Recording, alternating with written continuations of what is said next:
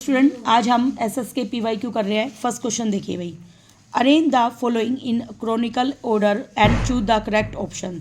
देखिए भाई, Napoleon war, Napoleon जो राजा बना था उसके जो युद्ध हुए थे वो हुए थे 1803 से लेकर 1815 में। The treaty of Vienna, Vienna संधि का जो समझौता हुआ था वो था 1809 में। Greek struggle for independence, Greek के लोगों ने संघर्ष किया था आज़ादी के लिए, वो हुआ था 1821 में। और Slav nationalism in Ottoman empire, Ottoman जो साम्राज्य था उसमें दासता के प्रति क्या हुआ था, राष्ट्रवाद का उदय हुआ था, वो हुआ था 1905 में। तब अब हमें इनको अरेंज करना है क्रॉनिकल ऑर्डर में। देखिए भाई, सबसे पहले 1803 की डेट है तो फर्स्ट ही आएगा, फिर 1809 है तो ट्रीटी ऑफ वियना आएगा पहला दूसरा, फिर इसके बाद 1821 में थर्ड हुआ है, और फोर्थ में क्या हुआ भाई, स्लेव नेशनलिज्म। तो बी हमारा, देखो ये ऑर्डर में ही है, फर्स्ट सेकंड थर्ड फोर्थ, किस ऑप्शन में है, बी में। नेक्स्ट हमारा question, what were the Penney chap books, क्या होती है पेनी चैप बुक्स का मतलब क्या है, रिचुअल्स, कैलेंडर, जनरल, न्यूज़पेपर या पॉकेट साइज बुक। पेनी वो चैप बुक्स बोलते हैं पॉकेट साइज की बुक को, जो कि पॉकेट में डाल सकते हैं। नेक्स्ट हमारा क्वेश्चन देखो भाई, यहाँ पे क्या हो रहा है, एक आदमी है जिसके हाथ में क्या है, हंटर। तो अब हमें ये बताना है ये हंटर इसमें किसको सेट, ये पिक्चर जो है वो किसको सिग्निफाई करती है, ये करती है auto von Bismarck in the German की जो पार्लियामेंट हुई थी उसके अंदर ओटो वोन बिस्मार्क को रिप्रेजेंट करती है ये।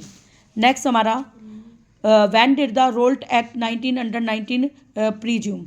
देखो भाई, इस एक्ट को कब वापस किया गया, detention of political prisoner about without trial. इस एक्ट में मतलब क्या लागू किया गया था, इसमें ये था कि बिना किसी संदेह के किसी भी इंसान को जेल में डाला जा सकता है, विदाउट एनी ट्रायल मतलब कोर्ट में बिना पेश किए उसको सीधे किस में डाल सकते हैं, जेल में। तो इसके विरुद्ध बहुत सारे लोगों ने आवाज़ उठाई थी। नेक्स्ट हमारा क्वेश्चन, हमारे पास स्टेटमेंट दे रखे हैं और उसमें हमें बताने की कौन सी करेक्ट है या नहीं। देखिए भाई, स्टेटमेंट फर्स्ट क्या है, टेम्परेचर बिटवीन, इसने क्या कर रखा है, एक फार्मर है जो कि मेज का मतलब मक्का उगाना चाहता है वो, तो उसको टेम्परेचर चाहिए 21 डिग्री सेल्सियस से 27। अगला है, इसके लिए एल्यूवियल सॉइल बेस्ट है। नेक्स्ट है, एनुअल रेनफॉल इसमें होती है 400 सेंटीमीटर से 500। अगला है, ये ग्रो किया जा सकता है रबी सीजन, रबी का मतलब मतलब सर्दी के सीजन में उगाई जा सकती है। तो इसमें कौन से करेक्ट अपना, फर्स्ट और सेकंड। याद रखना भाई, टेम्परेचर की कितनी की जरूरत पड़ती है, इसके 21 से 27, और कौन सी मिट्टी में उगाया जाता है, ये एल्यूवियल सॉइल में। और इसमें जो बारिश है उसकी मात्रा गलत दे रखी है, और रबी सीजन भी इसमें गलत दिया हुआ है। नेक्स्ट हमारा question, which one of the following describe a system of agriculture where a single crop is grown on a large area. देखो भाई, तो हमें बताना है कि कौन सी खेतीबाड़ी का सिस्टम है जिसमें केवल एक ही क्रॉप को बहुत बड़े स्केल पे उगाते हैं। एक है शिफ्टिंग एग्रीकल्चर। शिफ्टिंग एग्रीकल्चर में तो क्या होता है भाई, हम खेतीबाड़ी को शिफ्ट करते चलते हैं, एक जगह उगाई, वहाँ की भूमि बंजर हो गई, फिर दूसरी जगह उगा ली। तो ये कौन करते हैं भाई, जो ये नोमैड्स होते हैं जो इधर से उधर घूमते रहते हैं, वो लोग करते हैं। अगला है हॉर्टिकल्चर। हॉर्टिकल्चर में हम क्या करते हैं भाई, वेजिटेबल और फ्रूट की खेतीबाड़ी करते हैं, तो हॉर्टिकल्चर नहीं आएगा। अगला है प्लांटेशन एग्रीकल्चर, तो खेतीबाड़ी में प्लांटेशन वाला मेथड आएगा इसमें, ठीक है। नेक्स्ट हमारा, which one of the following statement about iron ore are correct. इसमें से हमें बताना है कौन सी स्टेटमेंट आयरन की ओर के लिए करेक्ट है। हेमेटाइट और लीस्ट इंपॉर्टेंट इंडस्ट्रियल ओर होती है in terms of quality use. देखो भाई, हेमेटाइट की जो ओर होती है वो आयरन की ओर होती है। अब इसने क्या रखा है, उसका सबसे कम यूज होता है, बिल्कुल गलत। लोहा जो इस्पात है वो तो इंडस्ट्री जो उद्योग है उसकी मेरुदंड मतलब रीढ़ की हड्डी बोली जाती है, उसको बैकबोन बोलते हैं उसको, इसलिए ये पहला ऑप्शन क्या है, गलत। अगला, इंडिया में fairly abundant resource of iron ore, India के अंदर बहुत ज़्यादा आयरन की ओर पाई जाती है, बिल्कुल ठीक है। अगला, magnetite has excellent magnetic quality. सभी को पता है कि जो मैग्नेट है, जो चीज़ों का ट्रैक कहता है, उसकी ओर का नाम क्या है, मैग्नेटाइट। नेक्स्ट, मैग्नेटाइट फाइनेस्ट ओर होती है और इसमें आयरन ज़्यादा होता है, बिल्कुल गलत है। तो हमारा कौन सा ऑप्शन आएगा, सेकेंड एंड थर्ड। थोड़ी देर पहले मैंने बताया ना, आयरन की ओर का नाम क्या है, हेमेटाइट। नेक्स्ट हमारा question, a belief that the majority community, देखो मेजर कम्युनिटी जो मेजर समाज है, should be able to rule a country, वो एक कंट्री को रूल करता है, in which ever way it wants by disregarding the wishes and needs of the minority is. देखो भाई, ये विश्वास माना जाता है कि जिस समाज में मेजोरिटी लोग ज़्यादा पाए जाते हैं वो एबल होने चाहिए। एक कंट्री को मान लो वो रूल कर रहे हैं, मान लो एक समाज में हिंदू ज़्यादा है, हिंदू पूरे देश में रूल करने लग जाए, तो इसमें वो क्या चाहते हैं, by disregarding the wishes and needs of the minority. अब वो जो लोग कम पाए जाते हैं उनकी आवश्यकता और उनकी ज़रूरतों को ध्यान नहीं देंगे, तो वो पावर शेयरिंग कहलाती है। पावर शेयरिंग में तो क्या होता है, सबको इक्वल अधिकार होते हैं, तो ये तो होएगा ही नहीं। सेंट्रल गवर्नमेंट क्या करती है भाई, सेंटर में मतलब जैसे अपने यहाँ पे दिल्ली है, वो सेंट्रल गवर्नमेंट है, तो वो पूरे देश को देखती है, स्टेट की गवर्नमेंट को देखती है। अगला कम्युनिटी गवर्नमेंट का होते हैं, जो एक समाज की गवर्नमेंट होती है स्पेशली। अगला है इसको बोलते हैं मैर्जिनलाइजेशन, यही बोलते हैं क्योंकि मेजर लोगों ने अपनी गवर्नमेंट को लगा लिया है ना, वो अपने फ़ायदे के लिए काम करती है, माइनर लोगों के फ़ायदे के लिए काम नहीं कर रही। नेक्स्ट हमारा क्वेश्चन मैच करने हमें, देखिए यूनियन लिस्ट में दे रखा है foreign affair. Union list, union का मतलब एकता की लिस्ट पाई जाती है, फॉरेन अफेयर मतलब विदेशी, सबके साथ एकता में स्थापित करनी है। अगला सेकंड का दे रखा है इसमें डी, जो स्टेट लिस्ट होती है वो होती है खेती बाड़ी के लिए। अगला हमारा है थर्ड का ए, जो कंकरेंट लिस्ट होती है वो एजुकेशन के लिए होती है। और फोर्थ का दे रखा है यहाँ पे एक मिनट, फोर्थ का दे रखा है बी, मतलब जो रेजुडरी सब्जेक्ट्स होते हैं वो कंप्यूटर सॉफ्टवेयर के लिए होते हैं, तो ये आपको याद रखना है।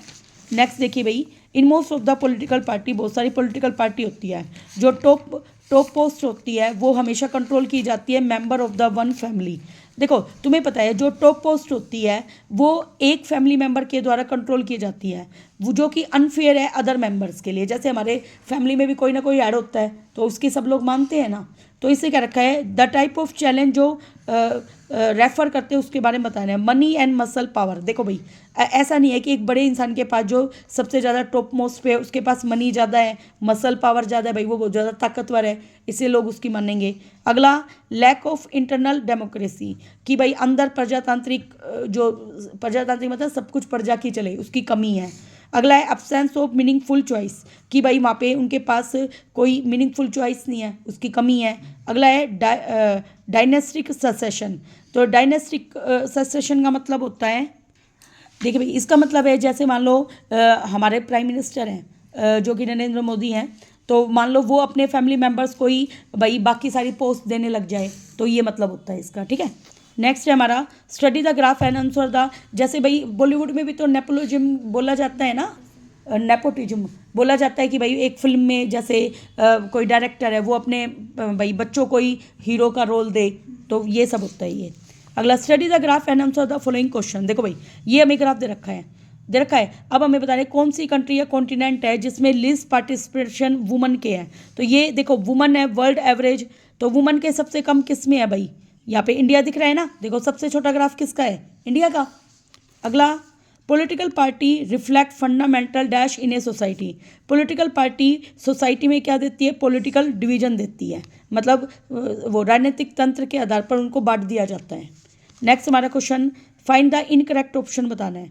Most society across the world historically are female dominated society, maximum जो सोसाइटी है वो फीमेल डोमिनेटेड नहीं है, किसके ऊपर डोमिनेटेड है भाई, मेल डोमिनेटेड, क्योंकि यह माना जाता है ये समाज कैसा है, पुरुष प्रधान समाज है। अगला लॉन्ग स्ट्रगल वुमन के सेंसिटिविटी सम सेंसिटिविटी टुडे, देखो औरतों ने बहुत ज़्यादा संघर्ष किया है उसकी वजह से वो सेंसिटिव हो गई हैं। आगे रिस्पेक्ट और इक्वल ट्रीटमेंट किया जाना चाहिए वुमन को ताकि प्रजातांत्रिक सोसाइटी बने, ये भी सही है। That does not mean the women are always treated with respect, देखो इक्वलिटी का मतलब ये नहीं है कि औरतों के साथ सम्मान के साथ बात करें, इसका मतलब है इक्वल अपॉर्चुनिटी दी जाए, तो हमारा कौन सा ऑप्शन गलत था, ए। नेक्स्ट हमारा क्वेश्चन देखिए, ये में कंट्री सिटीजन्स ये सब दे रखे हैं। अब हम बताने हैं read the given data and find out which country has most equitable distribution of income, कौन सा देश है जिसमें इनकम का सही बंटवारा हो रखा है। देखो भाई कंट्री ए में monthly income of citizen of 4 country in 2008, देखो 10,500, 11,200, 10,800, 11,000, 10,700, 10,840, इसमें कम से कम 500, 600 ऐसे का कुछ फेर बदल है। इसमें देखो कितना ज़्यादा डिस्ट्रीब्यूशन में फ़र्क है, कहाँ 600 कहाँ 5,000, तो ये तो गलत है।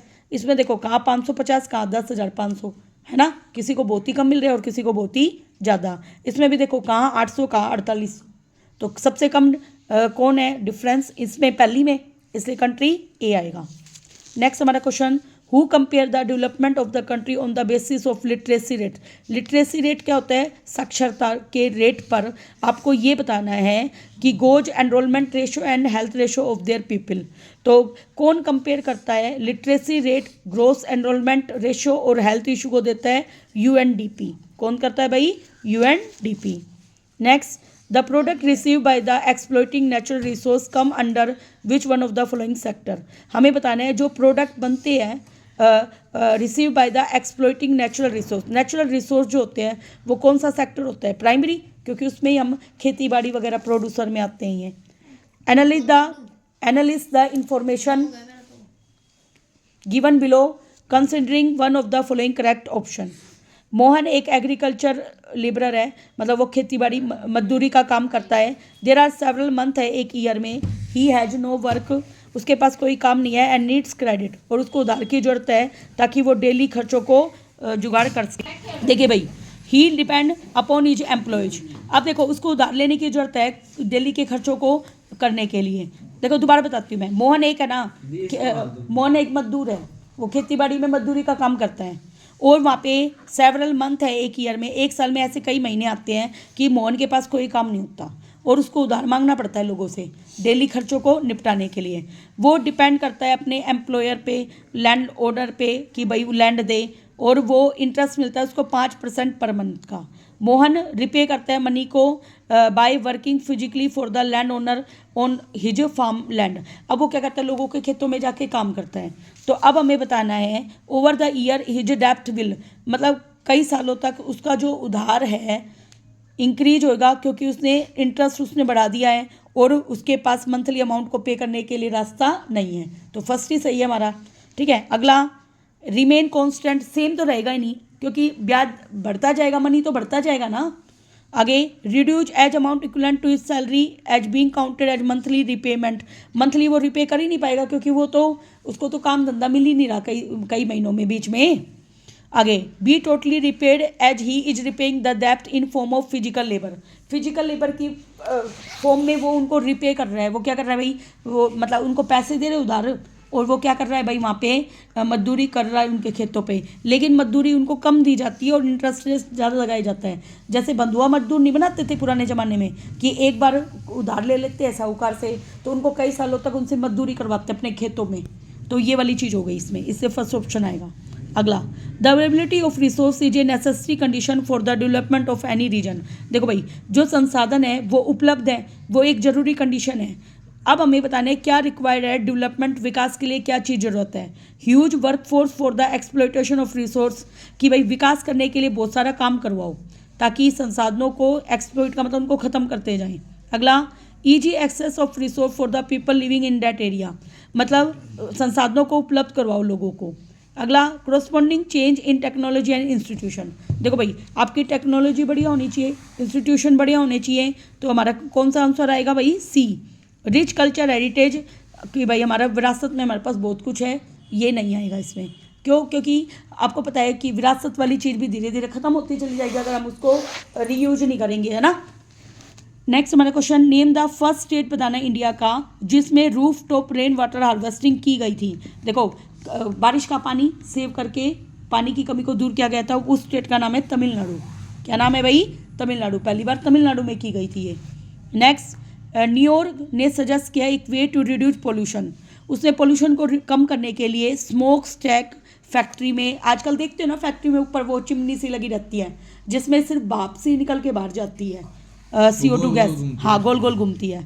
इलेक्ट्रोस्टैटिक प्रेसिपिटेटर, फैब्रिक फिल्टर लगे हुए हैं उसमें, स्क्रबर और इंटरनल सेपरेटर लगे हुए हैं। तो किस टाइप का पोल्यूशन वो कंट्रोल कर रही है भाई, एयर पोल्यूशन ही तो कर रही है कंट्रोल। नेक्स्ट हमारा इसमें 20 थे ना। Thank you very much.